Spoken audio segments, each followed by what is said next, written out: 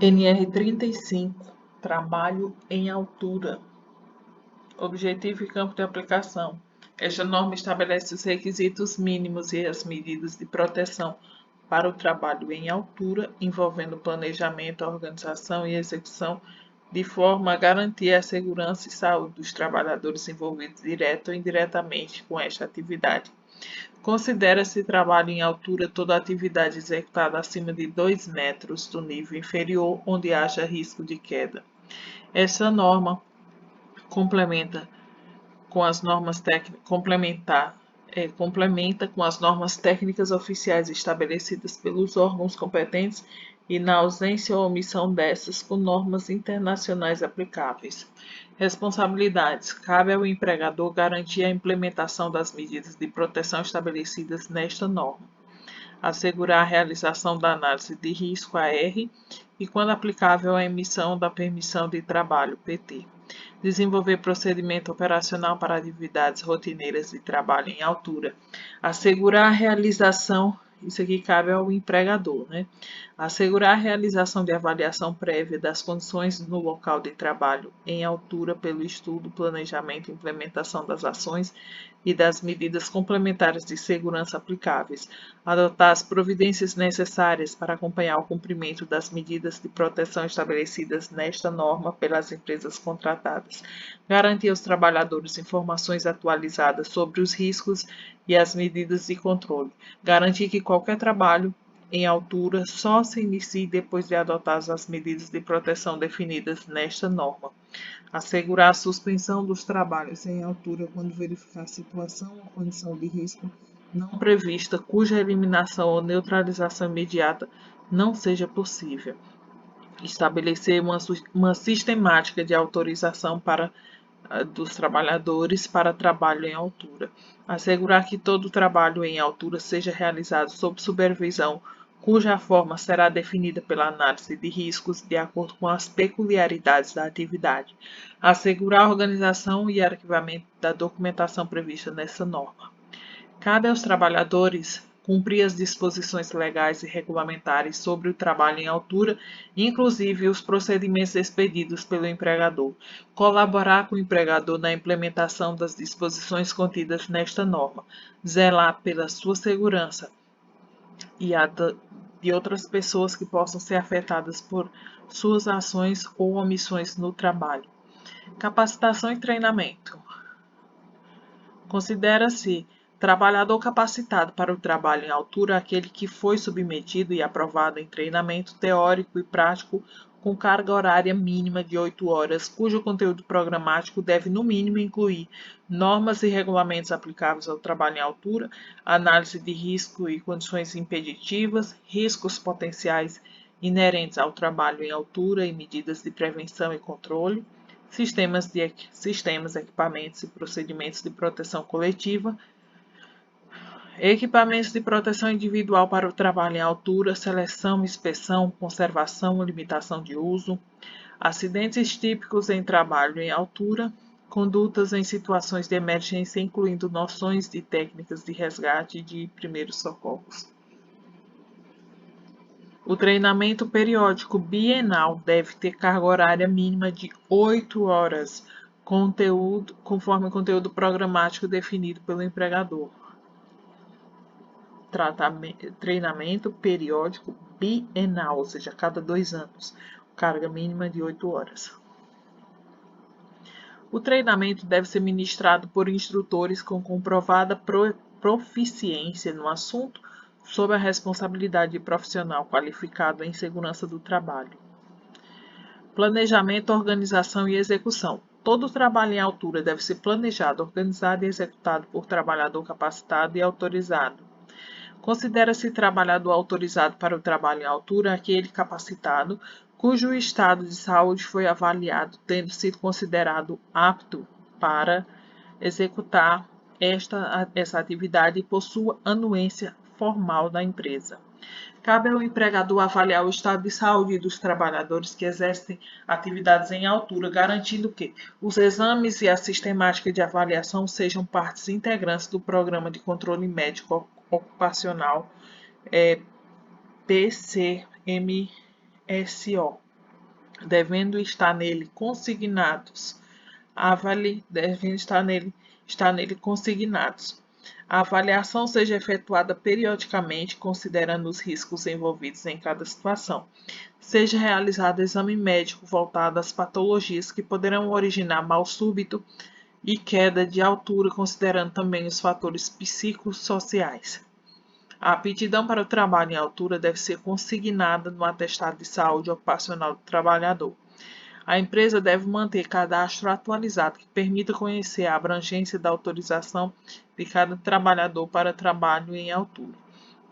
No planejamento do trabalho, devem ser adotadas de acordo com a seguinte hierarquia: medidas para evitar o trabalho em altura sempre que existir meio alternativo de execução, medidas que eliminem o risco de queda dos trabalhadores na impossibilidade de execução do trabalho de outra forma, medidas que minimizem as consequências da queda quando o risco de queda não puder ser eliminado. Todo o trabalho em altura deve ser realizado sob supervisão, cuja forma será definida pela análise de risco de acordo com as peculiaridades da atividade. A execução do serviço deve considerar as influências externas que possam alterar as condições do local de trabalho já previstas na análise de risco. Todo trabalho em altura deve ser precedido de análise de risco. A análise de risco deve, além dos riscos inerentes ao trabalho em altura, considerar o local em que os serviços serão executados em seu entorno, o isolamento e a sinalização no entorno da área de trabalho, o estabelecimento dos sistemas e pontos de ancoragem, as condições meteorológicas adversas, a seleção, inspeção, forma de utilização e limitação de uso dos sistemas de proteção coletiva e individual, atendendo às normas técnicas vigentes, às orientações dos fabricantes e aos princípios da redução do impacto e dos fatores de queda. O risco de queda de materiais e ferramentas, os trabalhos simultâneos que apresentem riscos específicos, o atendimento aos requisitos de segurança e saúde contidos nas demais normas regulamentadoras, os riscos adicionais, as condições impeditivas, as situações de emergências e o planejamento do resgate e primeiros socorros de forma a reduzir o tempo da suspensão inerte do trabalhador, a necessidade de sistema de comunicação, a forma de supervisão. Para atividades rotineiras de trabalho em altura, a análise de risco pode estar contemplada no respectivo procedimento operacional. Os procedimentos operacionais para as atividades rotineiras de trabalho em altura devem conter, no mínimo, as diretrizes e requisitos da tarefa, as orientações administrativas, o detalhamento da tarefa, as medidas de controle dos riscos características à rotina, as condições impeditivas, os sistemas de proteção coletiva e individual necessários, as competências e responsabilidades.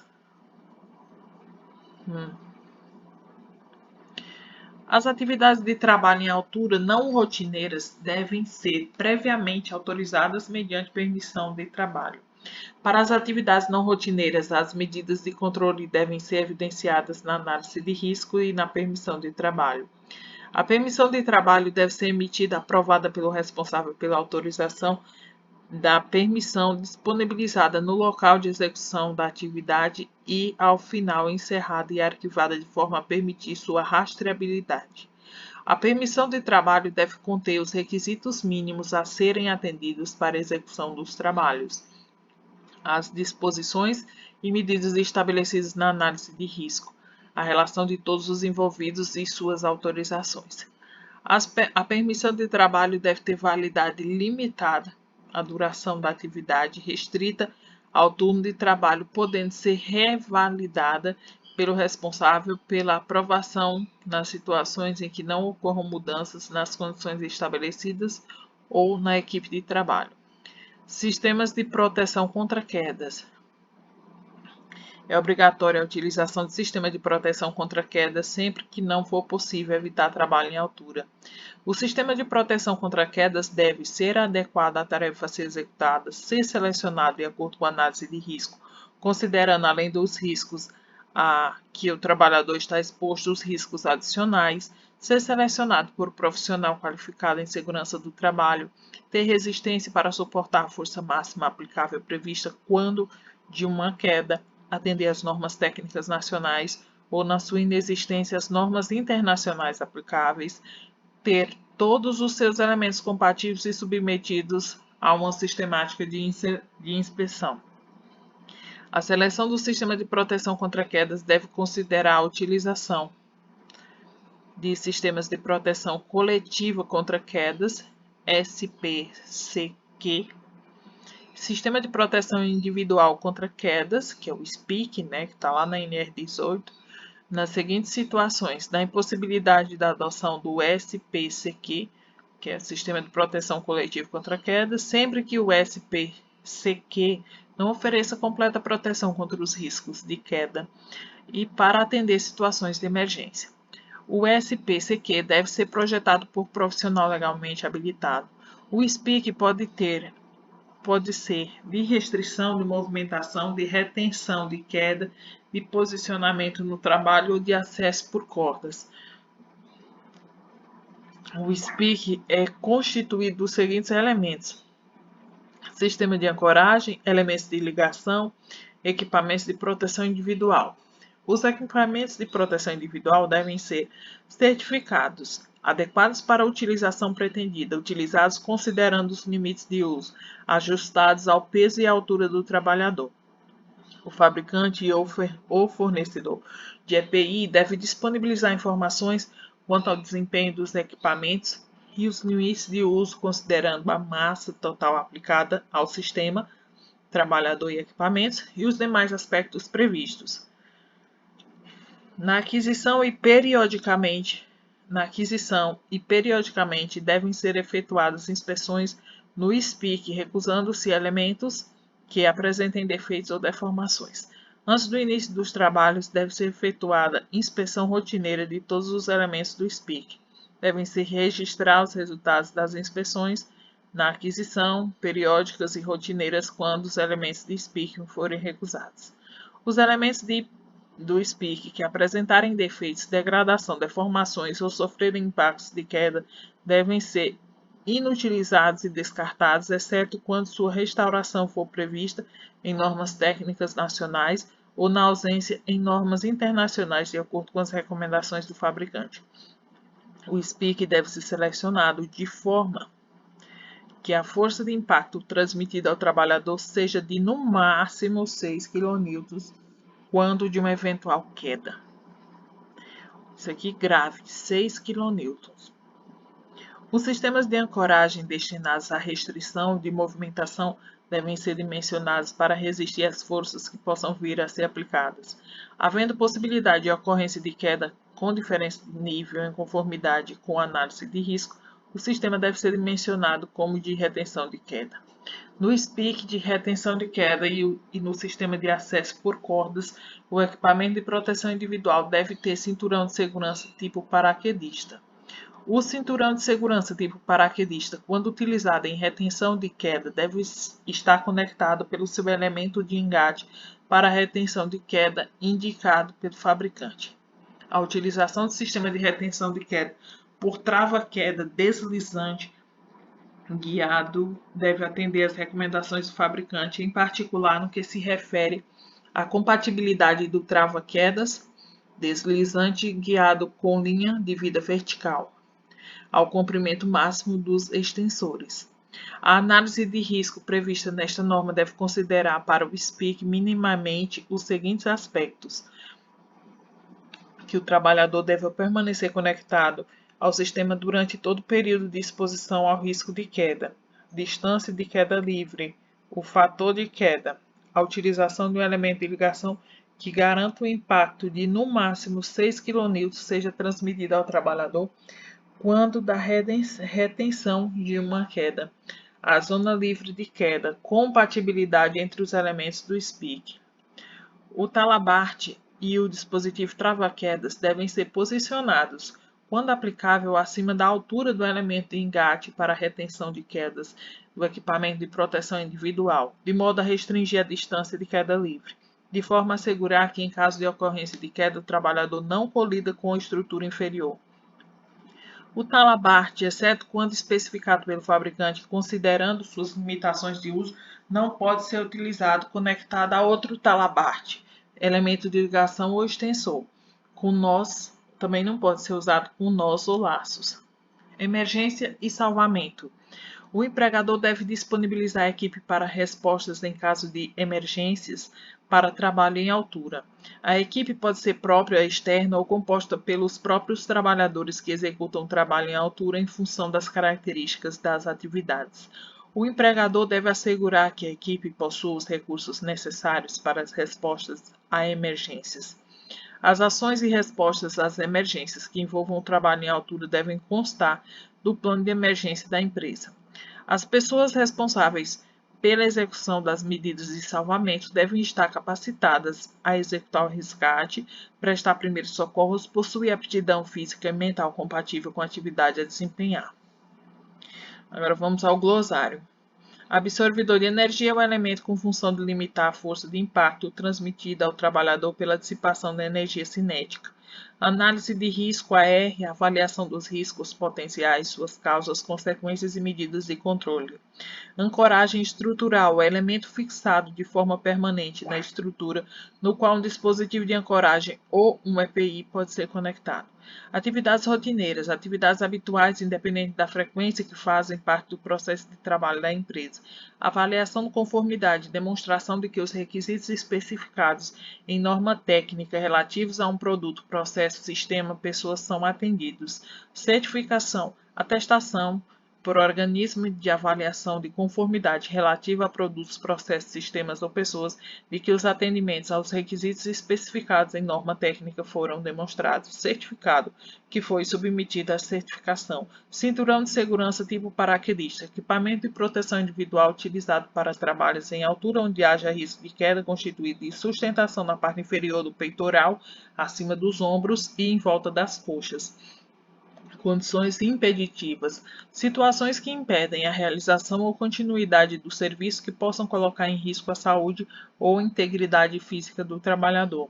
Dispositivo de ancoragem, dispositivo removível da estrutura projetado para utilização como parte de um sistema pessoal de proteção contra quedas, cujos elementos incorporam um ou mais pontos de ancoragem fixos ou móveis. Distância de frenagem, distância percorrida durante a atuação do sistema de absorção de energia, normalmente compreendida entre o início da frenagem e o término da queda. Distância de queda livre, distância compreendida entre o início da queda e o início da retenção. Elemento de engate, elemento de um cinturão de segurança para conexão em um elemento de ligação. Elemento de engate para retenção de quedas. Elemento de engate projetado para suportar força de impacto de retenção de quedas localizado na região dorsal ou peitoral. Elemento de fixação, elemento destinado a fixar componentes do sistema de ancoragem entre si. Elementos de ligação, elementos com a função de conectar o cinturão de segurança ao sistema de ancoragem, podendo incorporar um absorvedor de energia, também chamado de componente de união. Equipamentos auxiliares, equipamentos utilizados nos trabalhos de acesso por corda que completam o cinturão tipo paraquedista, talabarte, trava-quedas e cordas, tais como conectores, bloqueadores, anéis de cintas têxteis, polias, descensores, ascensores, entre outros. Estrutura. Estrutura artificial natural utilizada para integrar o sistema de ancoragem com capacidade de resistir aos esforços desse sistema. Extensor, componente ou elemento de conexão de um trava-quedas deslizante guiado. Fator de queda, razão entre a distância que o trabalhador percorreria na queda e o comprimento do equipamento que irá detê-lo. Força de impacto, força dinâmica gerada pela frenagem de um trabalhador durante a retenção de uma queda. Força máxima aplicável, maior força que pode ser aplicada em um elemento e um sistema de ancoragem. Influências externas, variáveis que devem ser consideradas na definição e seleção das medidas de proteção para a segurança das pessoas cujo controle não é possível implementar de forma antecipada. Operação assistida, atividade realizada sob supervisão permanente de profissional com conhecimentos para avaliar os riscos nas atividades e implantar medidas para controlar, minimizar ou neutralizar tais riscos. Permissão de trabalho, PT, documento escrito contendo conjunto de medidas de controle visando ao desenvolvimento de trabalho seguro, além de medidas de emergência e resgate. Ponto de ancoragem, parte integrante de um sistema de ancoragem onde o equipamento de proteção individual é conectado. Profissional legalmente habilitado, trabalhador previamente qualificado e com registro competente no Conselho de Classe. Riscos adicionais, todos os demais grupos ou fatores de risco, além dos existentes no trabalho em altura, específicos de cada ambiente ou atividade, que direta ou indiretamente possam afetar a segurança e saúde do trabalho. Sistema de acesso por cordas, sistema de trabalho em que são utilizadas as cordas como meio de acesso e proteção contra quedas. Sistema de posicionamento no trabalho, sistema de trabalho configurado para permitir que o trabalhador permaneça posicionado no local de trabalho, total ou parcialmente suspenso, sem o uso das mãos. Sistema de proteção contra quedas, SPQ, sistema destinado a eliminar o risco de quedas dos trabalhadores ou minimizar as consequências da queda. Sistema de restrição de movimentação, SPQ, sistema SPQ que limita a movimentação de modo que o trabalhador não fique exposto ao risco de queda. Sistema de retenção de queda, SPQ que não evita a queda, mas interrompe depois de iniciada, reduzindo as suas consequências. Suspensão inerte, situação em que um trabalhador permanece suspenso pelo sistema de segurança até o momento do socorro. Talabarte, dispositivo de conexão de um sistema de segurança, regulável ou não para sustentar, posicionar e ou limitar a movimentação do trabalhador. Trabalhador qualificado, trabalhador que comprove conclusão de curso específico para sua atividade em instituição reconhecida pelo sistema oficial de ensino. Trava-quedas, dispositivo de segurança para proteção do usuário contra quedas em operações com movimentação vertical e horizontal, quando conectado com cinturão de segurança para proteção contra quedas.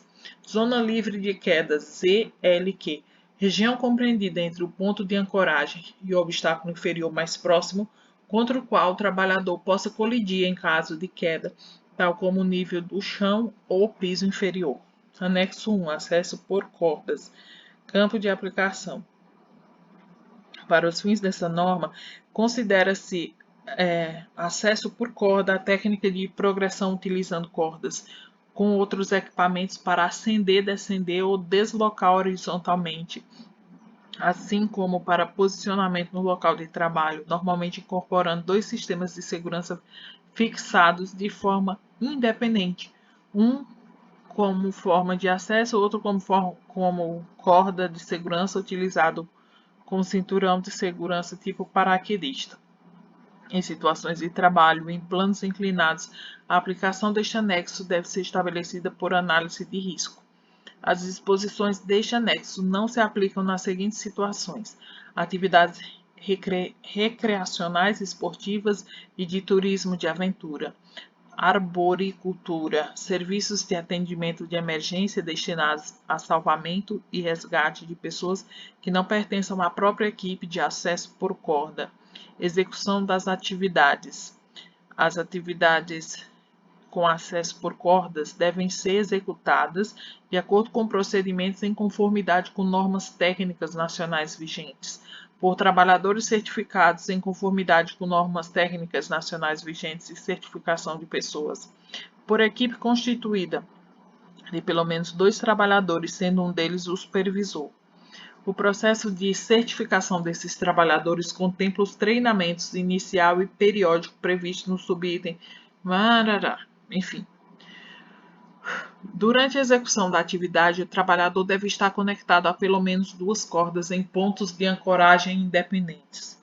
A execução da atividade com o trabalhador conectado a apenas uma corda pode ser permitida se atendidos cumulativamente aos seguintes requisitos: for evidenciado na análise de risco que o uso de uma segunda corda gera um risco superior, sejam implementadas medidas suplementares previstas na análise de risco que garantam um desempenho de segurança no mínimo equivalente ao uso das 2 cordas.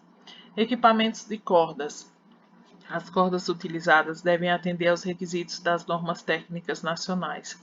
Os equipamentos auxiliares utilizados devem ser certificados de acordo com as normas técnicas nacionais ou, na ausência dessas, de acordo com as normas técnicas internacionais.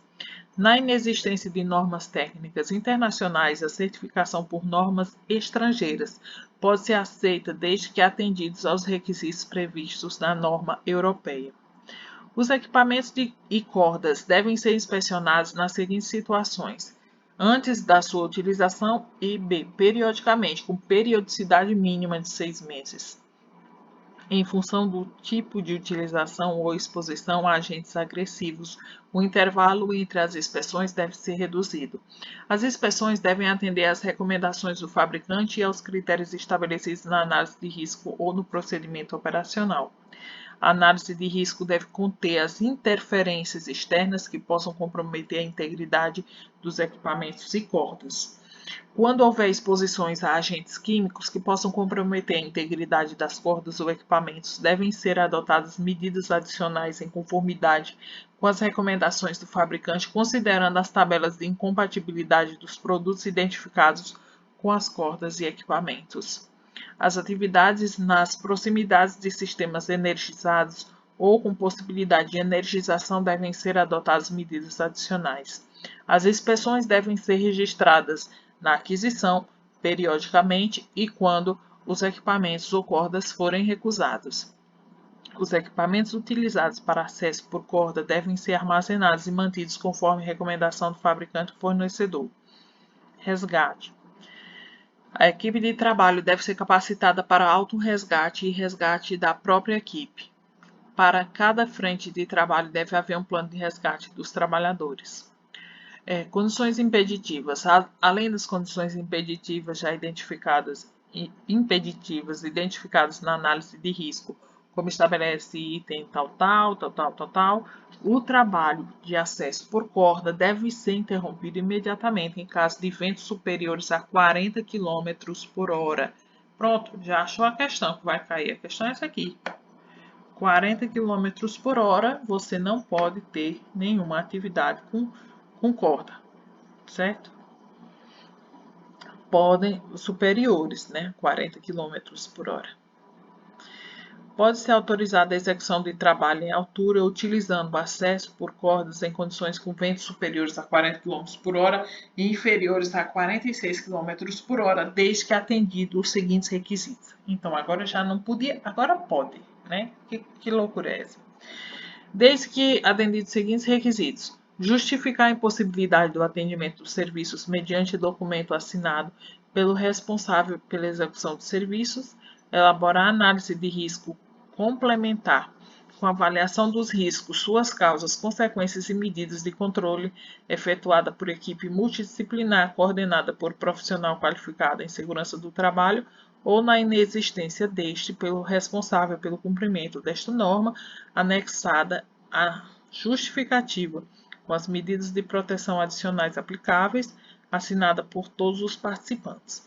Implantar medidas adicionais de segurança que possibilitem a realização das atividades. Ser realizada mediante a operação assistida pelo supervisor das atividades. Anexo 2, Sistema de ancoragem. Sistemas de ancoragem. Campo de aplicação. Este anexo se aplica aos sistemas de ancoragem definido como um conjunto de componentes integrantes de um sistema de proteção individual contra quedas, SPIC, que incorpora um ou mais pontos de ancoragem aos quais podem ser conectados equipamentos de proteção individual, EPI, contra quedas diretamente ou por meio de outro componente e projetado para suportar as forças aplicáveis. Os sistemas de ancoragem tratados neste anexo podem atender às seguintes finalidades: retenção de queda, restrição de movimentação, posicionamento do trabalho, acesso por corda.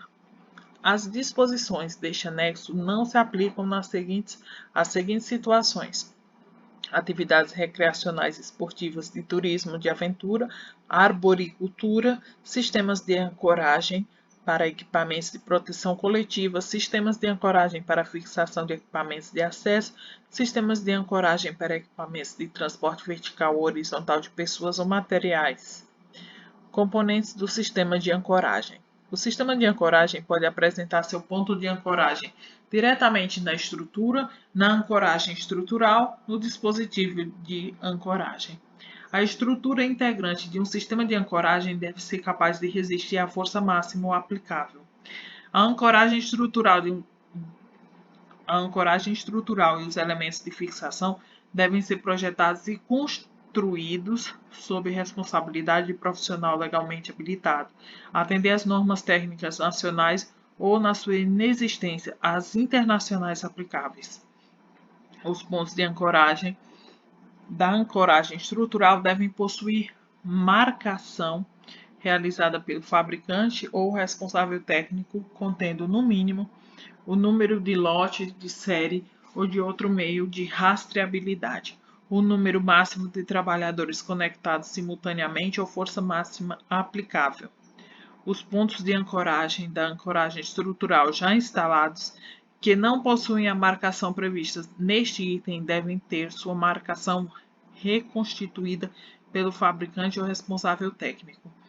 Na impossibilidade de recuperação das informações, os pontos de ancoragem devem ser submetidos a ensaios sob responsabilidade de profissional legalmente habilitado e marcados com a identificação do número máximo de trabalhadores conectados simultaneamente ou da força máxima aplicável e identificação que permita a rastreabilidade do ensaio. O dispositivo de ancoragem deve atender a um dos seguintes requisitos: ser certificado, ser fabricado em conformidade com normas técnicas nacionais vigentes sob responsabilidade do profissional legalmente habilitado, ser projetado por um profissional legalmente habilitado, tendo como referência as normas técnicas nacionais vigentes como parte integrante de um sistema completo de proteção individual contra quedas. Requisitos do sistema de ancoragem. Os sistemas de ancoragem devem ser instalados por trabalhadores capacitados, ser submetidos à inspeção inicial periódica. A inspeção inicial deve ser realizada após a instalação, alteração ou mudança de local.